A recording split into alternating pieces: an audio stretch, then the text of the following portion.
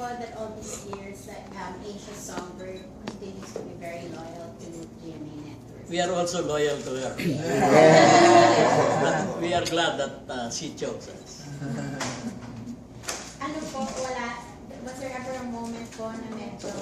Nagpahabol ba siya minsan? Wala naman. Siyempre kailangan. Dalagang Pilipina ako. Well, matagal na kaming may relasyon ni Regine.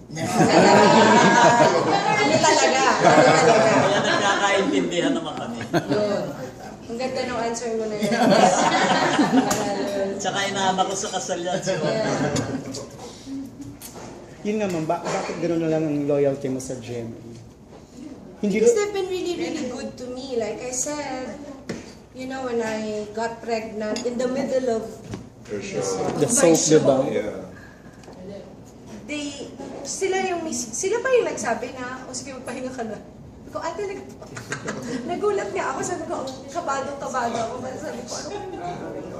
Pinapahinga nila ako. Talagang, although I know it was such an inconvenience for them, they got another actor to play my role. And that's not easy to do. Kasi parang sinisira mo yung show eh.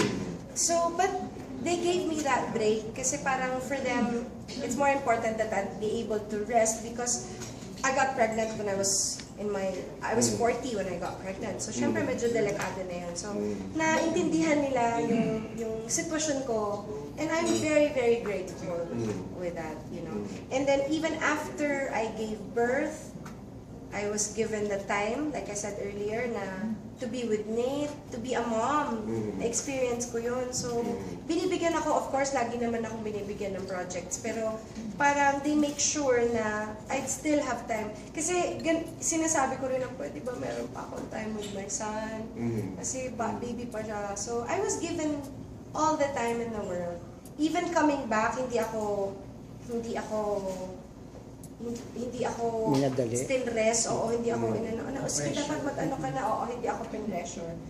Pag ready ka na, you let us know. Frozen ang iyong contract. So, pin-frozen. Nilagay mo na sa freezer.